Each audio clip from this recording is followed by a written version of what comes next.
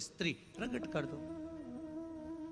तो महाराज पुरुष और स्त्री कितने कितने बनाना है? तो भगवान शंकर ने एक सहज भाषा में कह दिया कि आधे पुरुष बना दो, आधे स्त्री बना दो। अब आप क्या बोलोगे?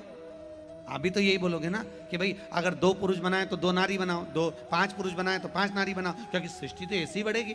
तो भगवान शंकर ने कह दिया आधे पुरुष आधे स्त्री बना दो। अब ब्रह्मा जी ने उसी समय पर भगवान नारायण के कहने पर कि शंकर भगवान बोले आधे पुरुष आधे स्त्री बना दो, तो भगवान उसी समय पर ब्रह्मा जी ने जो सृष्टि की रचना करी उसमें आधे पुरुष आधे स्त्री बना दिए, बन। अब चारों तरफ आधे पुरुष आधे स्त्री।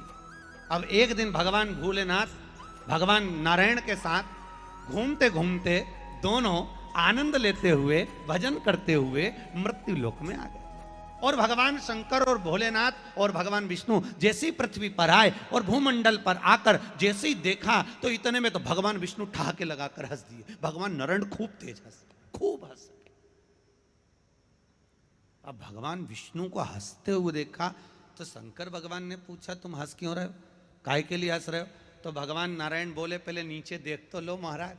शंकर जी ने जो देखा तो भोलेनाथ भी सिर पे हाथ रख लिए, तो आधे पुरुष आधे नारी बना दिए। और भगवान शंकर बोले ब्रह्मा जी मैंने कहा था आधे पुरुष आधे नारी बनाओ, तुमने दोनों को भेला करके बना दिया इकट्ठा। अब जो सृष्टि बनी वो आधे पुरुष आधे नारी की बन गई, किन्नरों की। ये जो किन्नर हमारे यहाँ आते हैं 30 त्योहार पे, आपके यहाँ बच्चे ने जन्म लिया, किन्नर नाचने के लिए आ जाते हैं। आपके यहाँ शादी ब्याह हुआ, इधर आते कि नहीं आते? अरे बोलो तो, इधर नहीं आते क्या? नहीं आते? नहीं तो कहीं आप लोग देखे तो होंगे ना, कहीं कहीं बच्चों का जन्म होता है, विवाह होता है, तो किन्नर लोग आते हैं नाचने गाने के लिए, आ जाते हैं। आधे पुरुष आधे स्त्री, आधे आधे। अब भगवान नारायण जब भगवान विष्णु ठाका लगाकर हंसे तो शंकर भगवान को बुरा लग गया कि भले ब्रह्मा ने सृष्टि बनाई, माना कुछ नहीं समझ पाए और गलत सृष्टि बन गई, पर हंसना तो नहीं चाहिए ना। कितनी सुंदर बात कही, किसी किन्नर पर, किसी विकलांग पर, किसी अंधे पर, किसी लूले पर, किसी लंगड़े पर, किसी बांझ पर, किसी रोगीले पर दृष्टि कर कर हंसना बुरा होता है। दृष्टि कर कर हंसना बुरा होता है। आप क्यों हंसे? किससे?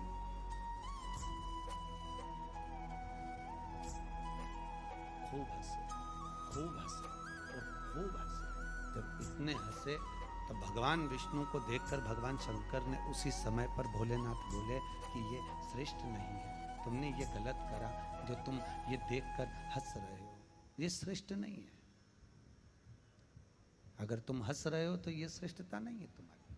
तुम ईश्वर हो, तुम नारायण हो, और नारायण होकर तुम ऐसा कर्म करोगे तो दुनिया पर क्या फर्क पड़ेगा? ये श्रेष्ठ नहीं है। शंकर भगवान को क्रोध आ गया। भले नारायण उनके इष्ट हैं और नारायण के इष्ट शिव हैं, पर क्रोध आ गया।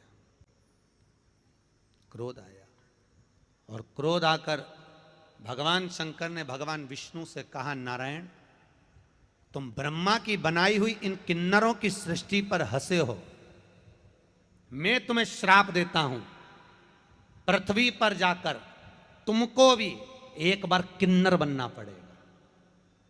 तुमको भी एक बार पृथ्वी पर जाकर किन्नर बनना पड़ेगा। किसको श्राप किसको दिया शंकर जी ने? जम के बोलिए, भगवान विष्णु। तुम्हें किन्नर बनना पड़ेगा, पृथ्वी पर जाकर तुम्हें किन्नर का रूप धारण करना पड़ेगा।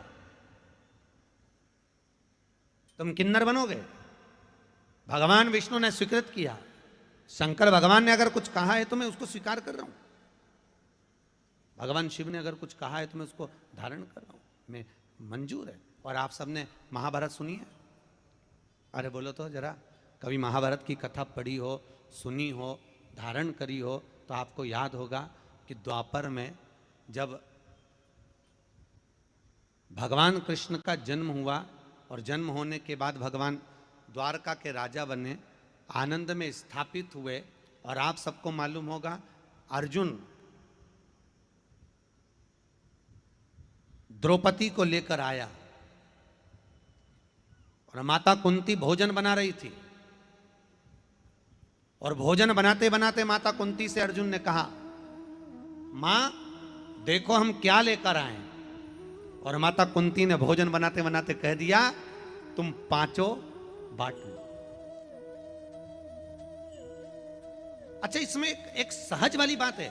शिव महापुराण में आप लोग बैठे हो तो जरा विचार करना, इसमें माता कुंती की गलती है क्या? गलती है माता कुंती की कि माता कुंती ने अपनी बहू को 5 पतियों की पत्नी बना दिया? ये माता कुंती की गलती है? नहीं, ये कुंती की गलती नहीं है, ये द्रौपदी की गलती है। क्यों? क्योंकि ये द्रौपदी पूर्व समय में एक ब्राह्मण की लड़की थी और ब्राह्मण की बेटी होकर इस द्रौपदी ने अपने पिता से सीखा था। पिताजी ने कहा था, बेटा एक बात सुन, कभी भी किसी भी संत से, महात्मा से, गुरुजन से कुछ मांगना नहीं। अगर मांगना तो केवल भक्ति मांगना। क्या मांगना? केवल भक्ति। भक्ति के सिवा कुछ मत मांगना। और भक्ति अगर मिल जाए तो इससे बढ़कर सुख का कोई साधन नहीं होगा। केवल भक्ति मांग, भक्ति से ज्यादा कुछ नहीं।